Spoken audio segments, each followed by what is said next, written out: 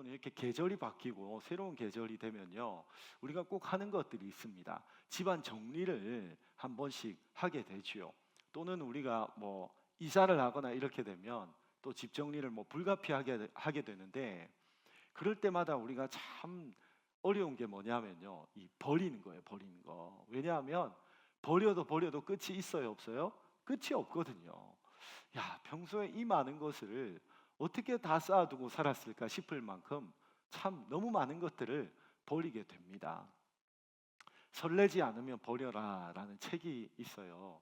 곤도 마리에라고 하는 일본 여자분이 쓰신 책인데, 이 여자분은 일명 정리의 여왕이라고 불리는 분입니다. 그래서 정리 컨설턴트라는 흔치 않은 직업을 가진 분인데, 이분이 이 책에서 얘기하는 게 뭐냐면 정리는 곧 버리는 것이다, 그렇게 얘기를 해요. 정리 이꼴 버리는 것. 그래서 우리는 정리한다 생각하면요, 뭐 있는 걸 가지고 그걸 좀 더 깔끔하게 찾기 쉽게 뭐 정리정돈 잘하는 그런 걸 생각하는데, 그게 아니라 이분의 얘기는 정리 잘하려면 잘 버려야 된다. 할 수 있는 대로 잘 갖다 내버려야 된다. 그런 얘기를 하는 거예요. 그래서 정리를 잘하려면 버리는 걸 잘해야 되는데, 여러분 이 버리는 게 쉽습니까? 어렵습니까? 뭐 쉬운 분도 있겠지만 전 버리는 거 참 잘 못하거든요.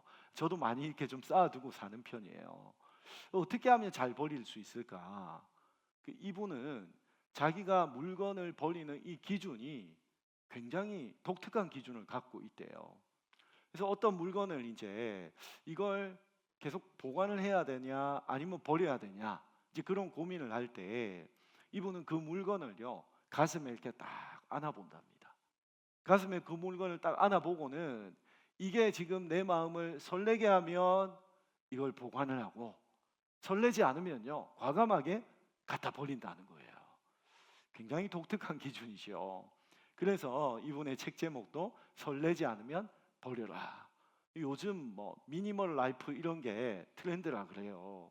너무 많이 쌓아놓지 않고 좀 단순하고 심플하게 사는 거. 그래서 이 책이 이제 되게 많은 분들에게 읽혀졌다, 그런 얘기를 들었습니다. 여러분 또 오늘 여기에 은혜 받아가지고 우리 여자분들 집에 가서 남편분에게 한번 안아보자. 안아보고 요거 안 설레네, 갖다 버려야 되겠다. 여러분 그러시면 안 됩니다. 자, 여러분 이 저자분의 그 핵심 포인트는 뭐냐면, 어떤 물건을 이제 버릴까 말까 고민을 할 때 이분의 그 기준은, 우리는 보통 그러잖아요. 이 물건이 얼마나 비싼 물건이냐, 이 물건이 얼마나 좋은 물건이냐, 아이고 아까운데, 그게 기준이 되는데, 이분의 기준은 이 물건이 나에게 얼마나 설렘을 주고 있느냐, 얼마나 기쁨을 주고 있느냐, 그게 이분의 중요한 기준이더라는 거지요. 여러분 우리 신앙생활에도요, 이게 굉장히 중요한 포인트라고 생각을 합니다. 신앙생활하면서 여러분이 얼마나 설레고 있느냐, 얼마나 기뻐하고 있느냐. 여러분 오늘 교회 나오시면서 여러분 설레는 마음으로 교회 오셨습니까? 설레는 마음으로 오셨다면 여러분 뭐 때문에 그렇게 설레는 마음으로 오셨습니까? 교회 와서 어떤 내가 좋아하는 평소에 참 친하게 지내는 그 집사님을 만나고 권사님을 만나고 그분을 만날 그 생각에 여러분 설레면서 오셨습니까? 아니면 여러분이 교회에서 어떤 봉사를 맡고 있고 어떤 일을 맡고 있는데 그 일이 여러분에게 설렘을 주셨습니까? 아니면 오늘 교회 식당의 메뉴는 뭘까? 여러분 그 맛있는 거 먹을 생각에 그래서 마음이 설레셨습니까? 물론 여러분 그런 기쁨들도 우리가 신앙생활하면서 소소하게 누리는 기쁨이고 설렘이죠. 그러나 여러분 제일 중요한 것은 이 복음이 여러분에게 설렘을 느끼게 하고 있느냐, 이게 여러분 너무너무 중요한 거예요. 만약에 이 복음이란 단어가 여러분에게 전혀 설렘을 주고 있지 못하다면 여러분 신앙생활을 좀 다시 한번 우리가 잘 돌아봐야 되는 거지요. 그래서 우리가 이 4월 한 달 동안 다시 복음 앞에라는 주제로 복음에 대한 말씀을 함께 나누었는데요. 오늘이 이제 그 마지막 시간이에요. 복음의 재발견, 이런 주제로 우리 말씀을 나누려고 합니다. 여러분 한번 따라할까요? 마이크가 하나 둘 하나 둘. 네. 네, 복음의 재발견, 이런 주제인데 한번 따라 하십시다. 복음의 재발견. 여러분 오늘 말씀 잘 들으셔서 복음을 다시 한번 재발견하고 이 복음이 여러분의 마음을 설레게 하고 뛰게 하고 기쁘게 하는 여러분 그런 은혜가 있기를 주님의 이름으로 축복합니다. 팀 켈러 목사님이 쓰신 센터 천치라는 책에 보면 지금 제가 한 이야기, 이 복음을 재발견해야 된다, 이걸 굉장히 중요하게 이야기를 하고 있어요. 이 복음이 정말로 우리 삶을 변화시키는 능력이라는 것을 머리로만 아는 게 아니라 정말 실제적으로 내 삶 가운데 경험해야 된다, 그런 얘기를 해요. 그래서 내가 얼마나 정말 죄인인지를 깊이 느끼고요. 여러분 우리가 죄인이라는 것 이론으로는 알죠. 근데 솔직히 많은 사람들이요 자기 잘난 맛에 살아가잖아요. 근데 내가 얼마나 하나님 앞에 가망 없는 죄인인지를 깊이 느끼면서, 그러면서 뭐예요? 하나님이 예수 그리스도 안에서 나에게 주신 은혜와 용서를 더 선명하게, 더 달콤하게 그렇게 경험해야 된다는 겁니다. 근데 이것을 복음의 재발견이라고 이분은 이야기해요. 여러분 오늘날 많은 그리스도인들이 이 복음의 능력과 감격을 잃어버리고 복음과 상관없는 그런 삶을 사는 사람들이 많은 것 같아요. 복음은 그냥 교회에서 이야기하는 하나의 이론, 하나의 교리처럼 되어버리고 실제 삶에서는 하나님을 잊어버리고 복음과는 별 상관없이 그렇게 살아가는 거예요. 그래서 하나님과의 관계가 주는 그 기쁨도 사라지고 그저 의무적으로 종교 생활을 하고 있는 거죠. 그러기에 여러분 우리에게는 반드시 복음의 재발견이 필요합니다. 정말 절실하게 필요합니다. 우리가 어떻게 복음을 재발견할 수 있을까? 여러분 제일 중요한 것은요, 이 은혜의 복음을 내 것으로 경험해야 되는 거예요. 영어로는 이것을 own한다 그러는데 own, 내 것으로 만든다는 거죠. 내 걸로 소유하는 겁니다. 이 복음을 정말 내 것으로 경험해야 된다는 것이요. 여러분 교회 안에 보면요, 이 복음이 진짜 뭔지를 잘 모르는 사람들이 있어요. 예전에 제가 그 울산 YWCA 총회에 가서 말씀을 전할 기회가 있었는데요. 그때 이제 모임 좀 전에 가서 그 관계자분들하고 차담을 하고 이렇게 이야기를 나누는데 그 중에 한 분이 저에게 그런 얘기를 해요. 목사님, 여기 오시는 분들 가운데 복음을 모르는 분들이 있습니다. 목사님 복음을 전해주세요, 그러는 거예요. 여러분 YWCA는 그 기독교 정신을 베이스로 하는 시민단체잖아요. 거기에 직원분들이나 봉사하러 오시는 발렌티어들 거의 다 교회 다니는 분들이거든요. 근데 복음을 잘 모른다는 겁니다. 여러분 그 얘기는 뭐 지식으로 몰라서 모른다는 얘기가 아니겠죠. 복음에 대한 확신이 없다는 얘기지요. 복음의 본질이 정말 뭔지를 잘 모르고 마치 이 불자가 절에 가는 것처럼 그렇게 교회를 다니는 거지요. 내가 교회 안 빠지고 잘 나가고 어떤 뭐 헌금을 한다든지 뭐 시간된 봉사를 한다든지 어떤 이런 선한 행위로 이렇게 공적을 차곡차곡 쌓으면은 하나님이 인정해 주시겠지, 이런 막연한 생각으로 신앙생활이 아닌 종교생활을 하는 사람들이 있다는 거예요. 특히 여러분 우리 한국교회 교인들은요 불교나 유교의 영향을 우리 민족이 이렇게 많이 가지고 있잖아요. 그러다 보니 이 신앙생활도 좀 그런 정신으로 하는 분들이 있거든요. 그러나 여러분 우리 기독교 복음의 핵심은 뭐냐 하면 우리의 행위에 근거한 것이 하나도 없다는 거예요. 절대적으로 우리 기독교 복음은 하나님의 은혜에 근거한 거예요. 오늘 우리가 에베소서 2장 말씀을 본문으로 읽었는데 우리 이 말씀이 강조하는 게 그거거든요. 우리 다시 한번 여러분 같이 이 말씀을 읽어볼까요? 시작. 너희는 그 은혜에 의하여 믿음으로 말미암아 구원을 받았으니 이것은 너희에게서 난 것이 아니요 하나님의 선물이라. 행위에서 난 것이 아니니 이는 누구든지 자랑하지 못하게 함이라. 아멘. 자, 사도 바울은 이 구원에 대해서 이것이 우리에게 난 것이 하나도 없고 하나님의 선물이라는 것을 강조하고 있어요. 우리가 어떤 착한 행위를 하든 아니면 종교적으로 뭔가 좀 열심 있는 그런 행위를 하든 하여간 구원은 우리의 그 어떤 행위에서도 기인한 것이 아니라는 겁니다. 하나님이 은혜로 주신, 하나님이 일방적으로 주신 선물이라는 거죠. 근데 그럼에도 많은 사람들이요, 자기의 어떤 종교적인 행위를 통해서 이 구원을 마치 자격증을 취득하는 것처럼 구원을 따내려고 하고요, 의롭게 되려고 하는 겁니다. 인정받고 칭찬을 받으려고 하는 거죠, 그 행위 때문에. 그래서 내가 이 정도 교회를 잘 나가고 이만큼 뭔가 내가 교회에서 열심히 봉사도 하고 그랬는데 당연히 구원해 주셔야지, 당연히 내가 복을 주셔야지, 당연히 나를 알아주셔야지. 여러분, 이건요, 엄밀히 말하면 신앙이 아니고요, 이 주고받는 거죠. 기브 앤 테이크. 하나님과 일종의 이 거래를 하자는 거거든요. 이런 사람들이 꼭 보면요, 이 교회 안에 섭섭한 게 많아요. 그 교회가 뭐 자기를 이렇게 좀 알아주지 않는다 생각하면요, 섭섭하고 시험 들고. 근데 그게 한두 번 그런 게 아니고 꼭 주기적으로 이제 그렇게 되거든요. 그러나 여러분, 복음을 재발견하게 되면요, 그래서 정말 이 복음의 감격이 내 안에 있으면요, 신앙생활이 늘 기쁘고 감사한 거예요. 여러분이 신앙생활하다 교회 생활하다가 때로는 저의 부족함으로 좀 서운한 게 있을 수 있어요. 목사 때문에 또는 뭐 다른 집사님 때문에 누구 때문에 좀 서운하고 뭐 그런 일들이 있을 수 있죠. 근데 여러분, 그거하고 복음하고 무슨 상관이에요?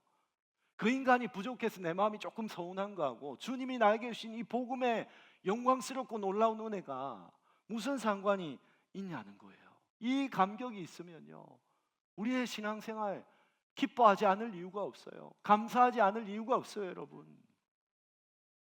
여러분, 제가 몇 가지 질문을 할 테니까요, 한번 마음으로 여러분 잘 들어보고 생각을 해보세요. 여러분, 어느 쪽에 해당을 하는지. 여러분은 하나님께 구원받았기 때문에 순종합니까? 아니면 구원받기 위해서 순종합니까? 여러분이 신앙생활한 동기가요, 하나님에 대한, 하나님 은혜에 대해 감사하고 기뻐하고 그래서 합니까? 아니면은 교회 안 나오면 뭔가 찝찝하고 뭔가 이렇게 벌 받을 것 같고 잘못될 것 같고, 여러분 그래서 하는 겁니까? 여러분의 마음에 하나님을 정말 더 잘 알고 싶고 하나님 더 기쁘시게 하고 싶고, 여러분 그래서 하나님께 예배하고 헌신하고 봉사하십니까? 아니면 하나님께 내가 이만큼 하면 뭔가 주겠지, 뭔가를 여러분 받아내기 위해서 하십니까? 여러분이 정말로 이 복음을 받아들이고 그 복음에 대한 반응으로서의 신앙생활을 하는 것이 아니라 나의 어떤 행위에 근거한 종교생활을 한다면요, 여러분 그 사람 겉으로 볼 때 뭐 열심히 하는지는 모르겠지만 그 안에 기쁨과 감사는, 사랑은 잃어버리게 되는 거예요. 신앙생활에 기쁨이 없고 감사가 없고 사랑이 없는 겁니다. 그저 앙상한 메마른 의무감만 남게 되는 것이요. 그런가 하면 교회를 다니는데 복음을 그냥 지식으로만 아는 사람이 있어요. 복음을 알기는 압니다. 교회 오래 다니고 수없이 많이 듣고 배워가지고 알기는 아는데 그게 여러분 여기에만 있는 거예요. 머리에만 그게 머물고 있지 여기에 내려오지를 않는 겁니다. 말하자면 이 복음이 정말 내 것이 되지가 않은 거죠. 교회에서 예전부터 다니면서 뭐 성경은 배워가지고 아는 건 잘 알지 모르지만, 그래서 누가 물으면 교회 다닌다고 예수를 믿는다고 내가 구원받았다라고 말은 할지 모르지만은 이 예수님의 십자가 복음이 정말 나를 위한 십자가 복음이 아닌 거예요. 감리교회 창설자인 잔 웨슬리라는 분인데, 이분이 바로 그런 삶을 오랫동안 살았다고 자기가 이야기를 하거든요. 이분은 목회자의 자녀로 태어났어요. 그러니까 당연히 교회에서 오랜 세월을 자랐을 거 아닙니까, 그죠? 교회에서 믿음 안에서 자라고, 또 이분이 열심히 성실하게 공부도 잘해가지고요, 그 영국의 최고 명문대인 옥스퍼드대를 갔어요. 그래서 이 대학생이 신학생도 아닌데 그 대학 다니면서 그 성경 공부할 사람들 모아가지고 성경 공부를 인도하고 막 그 정도로 열정이 있고 지식이 있었대요. 심지어는 이 단기 선교사로 헌신을 해서 갈 만큼 정말 그런 신앙적인 열심이 있는 사람이었대요. 근데 그럼에도 자기는 이 복음이 온전히 자기 것이 되지를 못했대요. 이분이 이제 단기 선교를 배를 타고 선교 팀원들하고 가는데 큰 풍랑이 아마 몰아쳤나 봐요.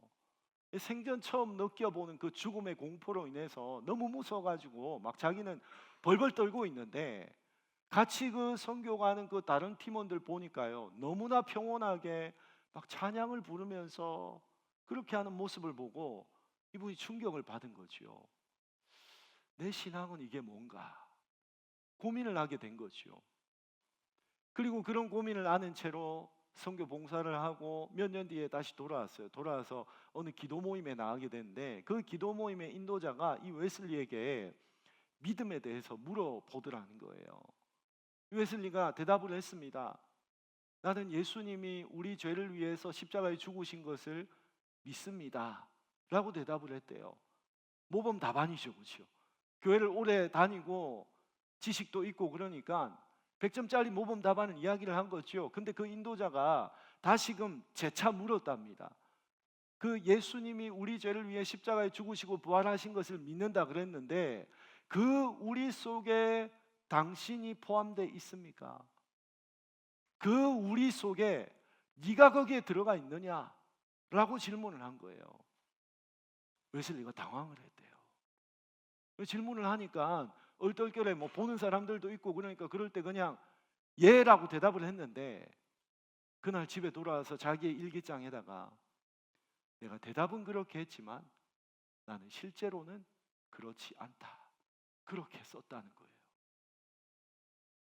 훗날에 이 사람이 그 오늘 성경 공부 모임에서 로마서의 말씀을 듣다가 복음을 이분이 내 것으로 받아들이게 됐대요. 그날의 그 느낌을, 자기가 경험했던 것을 이분이 이렇게 이야기해요. 정말 알 수 없는 그런 이상한 마음의 뜨거움이 일어났다. 한 번도 경험해 보지 못한 감격이 내 안에 밀려 들어왔다. 비로소 복음이, 머리로만 알고 있던 복음이 웨슬리에게 나의 복음으로 다가오게 된 거죠. 사도 바울은 고린도후서 13장 5절에서 교인들에게 이렇게 도전을 했어요. 너희는 믿음 안에 있는가? 너희 자신을 시험하고 너희 자신을 확증하라. 예수 그리스도께서 너희 안에 계신 줄을 너희가 스스로 알지 못하느냐? 그렇지 않으면 너희는 버림받은 자니라. 여러분, 우리가 이 건강이 소중하기 때문에 병원에 가서 뭐 미리 검진도 하고 여러분 그러잖아요. 마찬가지로 영적인 검진을 해보라는 겁니다. 예수님의 복음이, 십자가 복음이 정말로 내 것인지, 예수 그리스도께서 정말로 내 안에 계시는 게 분명한지를 확인해 보라는 겁니다. 여러분, 바울의 서신에 보면요, 나의 복음이란 표현이요 여러 번 나와요. 바울은 이 복음을 누군가에게 들어서 이론으로, 지식으로 아는 것에 머무른 것이 아니라 정말 나의 복음으로, 그래서 그 복음을 전하지 않고는 견딜 수 없는 그런 불같은 열정들이 그 안에 있었던 거죠. 반면에 여러분, 웨슬리는 어땠습니까? 너무너무 종교적인 사람이었어요. 교회를 열심히 다니는 사람이었어요. 성경도 많이 알았습니다. 심지어 선교를 나갈 만큼 열심도 있는 사람이었지만 예수님의 십자가의 복음이 내 것이 안 되어 있었던 거예요. 교인이면 다 천국인가? 라는 도발적인 제목의 책이 있어요. 이 책의 서론에 보면 이 책을 읽어야 되는 사람이 어떤 사람인지를 이야기를 한대요. 이런 고민을 가지고 있는 사람이라면 이 책이 도움이 될 거다, 뭐 그런 얘기예요. 여러분에게 제가 말씀드리는 게 해당이 되는지 한번 들어보세요. 교회를 다니는 것이 재미가 없고 따분한 분, 교회를 다녀도 믿음의 확신이 없는 분, 예배가 졸리기만 한 분, 교회는 다니지만 왜 다녀야 되는지 그 이유를 모르겠는 분, 지금 죽어도 천국 갈 수 있습니까? 라는 질문에 자신이 없는 분. 만약에 여러분이 이 중에 해당이 된다고 한다면은 여러분 뭐 이 책을 사서 보시든지, 아니면 정말 성경을 진지하게 좀 읽어보시든지, 새벽 기도에 나오시든지, 필사적으로 금식 기도라도 하든지 여러분 하셔야 됩니다. 18세기에 영국의 위대한 설교자였던 조지 휘필드라는 분이 있어요. 이분도 그 감리교 창립자인 잔 웨슬리하고 동시대에 동역을 했던 사람인데, 이 사람도 옥스퍼드 출신이에요. 그 명문대를 나온 엘리트고 수재고 열심히 교회를 다니고 종교 생활을 하는 사람이었대요. 근데 자기가 거듭나지 못했다는 사실을 알고는 너무 이게 근심이 되고 고민이 돼가지고 몇 날 며칠을 금식하면서 기도하다가 몸이 안 좋아져서 쓰러져서 병원에 여러 번 실려가고 그랬다는 거예요. 하나님이 그 필사적인 영혼의 몸부림을 불쌍히 여기시고 그분에게 은혜를 주신 거지요. 사랑하는 여러분, 여러분의 영혼을 위해서 예수 그리스도의 이 은혜의 복음을 정말 확실하게 내 것으로 여러분 재발견하게 되시기를 바랍니다. 사도 바울은 에베소서 3장에서 이 복음을 알기 원한다, 복음을 재발견하기 원한다는 그런 기도를 드리고 있어요. 우리 에베소 3장 18절에 19절인데 다 같이 한번 우리 같이 읽어볼까요? 시작. 능히 모든 성도와 함께 지식에 넘치는 그리스도의 사랑을 알고 그 너비와 길이와 높이와 깊이가 어떠함을 깨달아 하나님의 모든 충만하신 것으로 너희에게 충만하게 하시기를 구하노라. 아멘. 여러분, 기독교 역사상 모든 부흥의 역사에는요, 그게 뭐 개인의 부흥이든 공동체든 어떤 지역의 부흥이든 모든 하나님이 행하시는 부흥의 역사에는 다 간절한 기도가 있었어요. 여러분, 그렇기 때문에 여러분 개인의 삶에 또 여러분의 가정 가운데 정말 이 복음을 재발견하게 해달라고 하나님 앞에 기도하셔야 됩니다. 하나님, 우리의 영적인 눈을 뜨게 하셔서 정말 내 인생에, 우리 가정에 정말 중요한 가치가 무엇인지를 알게 해달라고, 복음 안에 있는 그 하나님의 영광의 풍성한 비밀을 깨닫게 해달라고 여러분 기도하셔야 돼요. 여러분이 이 복음에 나타난 하나님의 그 사랑을 알게 되면요, 그 사랑의 너비와 길이와 높이와 깊이를 정말 알게 되면요, 우리의 심령이 뜨거워집니다. 내 삶의 현실이 비록 공고하고 경제적으로 어려운 가운데 있을 수도 있지만, 만약에 여러분이 정말 하나님의 이 사랑을 깨닫게 되고 그 은혜를 가슴으로 알게 되면요, 여러분 그 사랑이 우리를 충만하게 해줍니다. 우리 삶을 만족하게 해주는 겁니다. 사랑하는 여러분, 여러분의 삶이 하나님의 사랑으로, 이 복음의 감격으로 충만하게 되기를 간절히 원합니다. 여러분, 그렇기 때문에 우리도 바울처럼 날마다 이렇게 기도할 필요가 있어요. 복음을 깨닫게 해달라고, 복음을 재발견하게 해달라고, 주님의 사랑이 얼마나 위대한지, 얼마나 그분의 사랑이 내 인생 가운데 충분한지를 깨닫게 해달라고. 여러분, 그럴 때 그 기도가 여러분으로 하여금 복음으로 충만한 감격을 누리게 해줄 것입니다. 저는 우리 교회 담임 목사로서 정말 간절한 소원이 있는데요, 우리 교회가 뭐 대형 교회가 되고 이러면 그런 게 아니고요, 우리 교회에 나오는 교우들 한 번도 빠짐없이 그저 교회만 왔다 갔다 하는 것이 아니라 정말 이 예수 그리스도의 복음을 내 것으로, 나의 복음으로 그렇게 소유하게 되기를 간절히 바랍니다. 그래서 교인이면 다 천국 가냐, 교회 다니면 다 천국 가냐라는 이런 질문에 열린문교회 교인이라면 그렇습니다 라고 대답할 수 있기를 간절히 소원합니다. 저는 오늘 말씀을 시작을 하면서 이 설레지 않으면 버려라, 이 책에 대한 이야기를 했잖아요.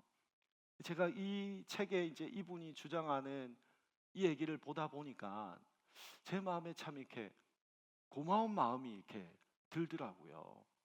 여러분, 왜냐하면 제가 이렇게 아까 우스개로 뭐 남편을 갖다 내버리면 안 된다 그런 얘기를 했지만, 여러분 우리가 물건은 뭐 설레지 않으면 버릴 수 있는데 사람은 그럴 대상이 아니잖아요.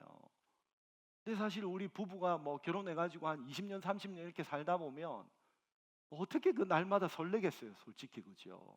그런 사람이 있으면 그거 좀 이상한 거예요. 그죠? 그래서 생각해 보니까 뭐 저도 솔직히 아내하고 뭐 매일 번 설레고 뭐 그렇지는 않거든요. 근데 생각해 보니까 거꾸로 뒤집어 보니 아니, 이 사람도 그럴 거 아닌가 싶은 생각이 들더라고요. 여러분, 뭐 결혼해서 뭐 한 20년 30년 이렇게 살면 그 배우자 보고 뭐 어떻게 매번 설레겠어요.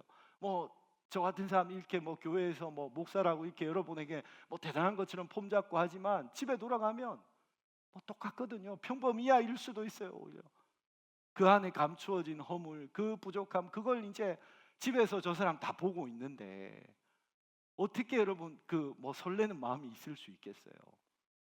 근데도 나 같은 사람을 버리지 않고 이렇게 살아주고 있으니까 그게 되게 고마운 마음이 들더라고요. 여러분, 여러분도 마찬가지예요. 여러분도 배우자를 보고 별로 설레지 않겠지만 상대방도 마찬가지거든요. 저는 여러분 같은 사람이랑 20년, 30년 살려고 그러면 못 살 것 같아요. 근데 그분은 살고 있잖아요. 얼마나 고마운 거예요, 여러분. 그런가 하면 제가 또 여러분에게 이 감사한 마음이 들더라고요. 제가 우리 교회 목회가 이렇게 9년째 목회를 하고 있는데, 여러분, 한 사람의 설교를 한 10년 정도 이렇게 듣다 보면요, 그 얘기가 그 얘기고 사실은 별로 이렇게 설렐 게 없어요. 제가 자주 이야기를 하잖아요. 여러분, 학교 선생님들이나 대학의 교수님들은요, 3월 달 되면 학생 싹 바뀌어요.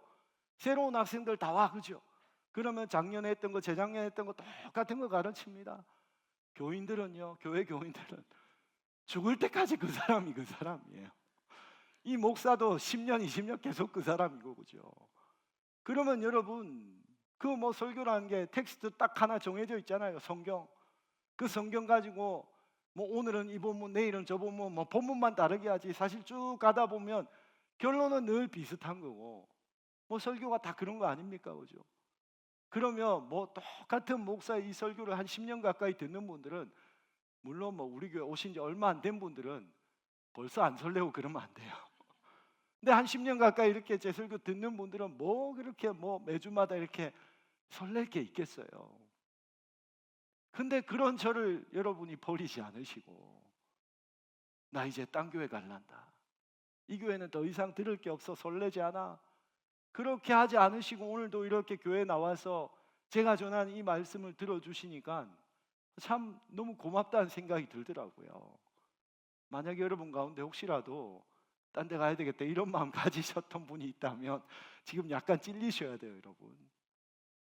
여러분, 근데요, 제가 정말 감동이 되고 좀 은혜가 되었던 포인트는 뭐냐면, 이 설레지 않으면 버린다는 이게요, 우리 예수님하고 딱 연결이 되면서 우리 주님께 너무 이 고마운 마음이 드는 거예요. 여러분, 생각해 보세요. 주님이 우리를 교인으로, 하나님 자녀로 택하시고 부르실 때 우리에게 뭐 그럴 만한 구석이 있어서, 그런 잘난 뭐 그런 이유가 있어서 여러분 우리를 여기에 뽑아가지고 부르신 게 아니잖아요. 로마서 5장 8절에 보면요, 우리가 아직 죄인 되었을 때 예수님 우리를 위하여 죽으셨다 그랬거든요. 우리가 아직 죄인이었을 때, 그러니까 뭐 주님이 보실 때, 아니면 또 인간적으로 볼 때도 뭐 잘난 것도 없고 매력적인 것도 없고 크게 뭐 설렐 만한 게 없는 그런 인간인 우리를 위해서 주님이 너무나 엄청난 이 십자가의 어마무시한 대가를 지불하고 우리를 구원하셨는데, 여러분, 근데 그렇게 구원하셨으면 그 이후에는 그럼 우리가 좀, 여러분, 괜찮은 사람이 됐습니까? 좀 더 우리가 좀, 여러분, 나은 사람이 됐나요? 여러분, 제가 볼 때요, 저나 여러분이나요, 우리가 뭐 교회 다닌다고 뭐 그렇게 이야기는 하지만 정말 제가 보니까 사람들 다 자기밖에 몰라요. 자기밖에. 지밖에 몰라, 지밖에. 저도 마찬가지고요. 근데 여러분, 주님이 그렇게 하나도 설렐 게 없는 저와 여러분 같은 인간들을 설레지 않는다고 그렇게 갖다 버리지 않으시고, 오늘도 여전한 그 변함없는 사랑으로 우리를 품어주시니까, 이 주님의 사랑이요, 너무 감사하고 참 너무 감격스러운 거예요. 솔직히 나 같으면 그냥 갖다 버릴 텐데 주님이 버리지 않으시니까. 그래서 제가 이번 한 주간 이 생각을 하면서 말씀을 준비하다가 이 찬송가, 우리 아까 불렀던 찬양 있죠, 135장, 그 찬양이 이렇게 자꾸 생각이 나서 그 찬양을 혼자서 마음에 많이 되뇌이게 되더라고요. 여러분, 특히 그 찬양의 이 3절 가사를 보면 그 예수님 제자들 얘기하잖아요, 그죠? 그 허물 많은 베드로를 용서하시고. 여러분, 허물 많기로는 우리는 뭐 베드로하고는 비교도 안 되는 사람들이잖아요. 베드로는 나중에 회개하고 돌이켜서 얼마나 멋지게 살았습니까? 우리는 허물, 약점 얼마나 수없이 많은 사람들이잖아요.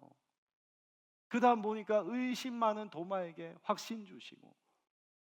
여러분, 의심 많은 걸로 하면 도마는 우리에게요 명함도 못 내밀어요. 그렇게 예수님의 십자가로 여러분 구원을 받고 주님의 은혜를 날마다 누리고 있으면서도 얼마나 의심이 많은지, 얼마나 주님 마음을 아프게 하는지. 근데 그 다음 가사를 보니까요, 이게 정말 여러분 감동이 되는 거예요. 사랑하는 그의 제자 가슴에 안고 부드러운 사랑으로 품어주셨네. 주님이 우리를 가슴에 안으시고 이걸 설레지 않는다고 갖다 버리시는 게 아니라, 어떤 우리의 행위나 어떤 잘난 조건이 아니라 정말 주님의 그 부드러운 사랑으로 오늘도 우리를 품어주시는 분이라는 그 사실이 얼마나 감격이 되는지 모르겠더라고요. 어저께나 오늘이나 영원 무궁히 한결같은 주 예수께 찬양합니다.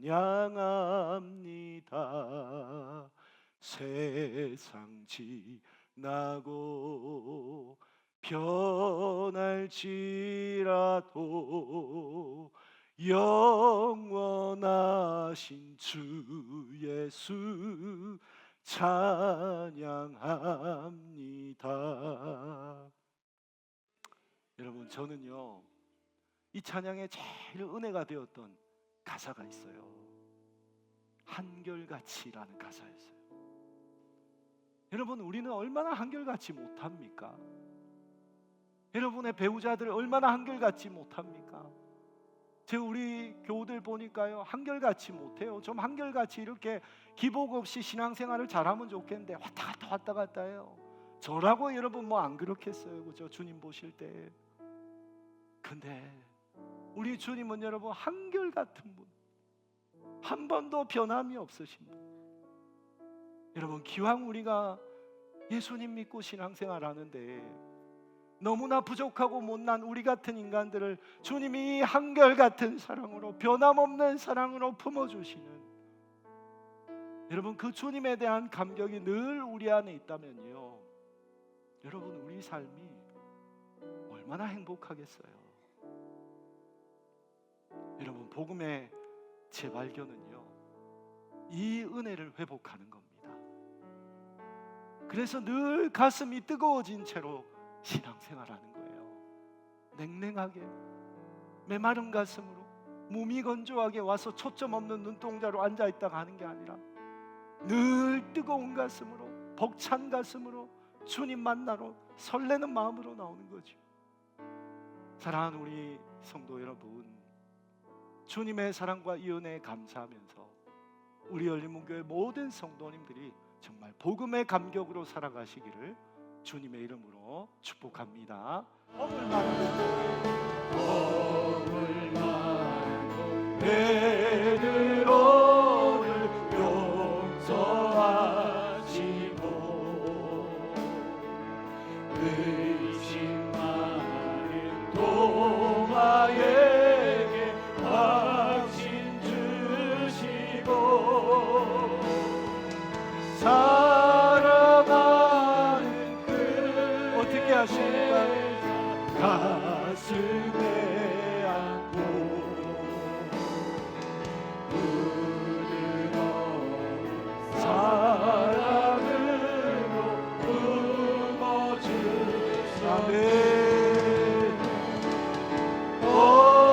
어저께나 오늘이나 영원 무궁히 한결같은 주님의 사랑,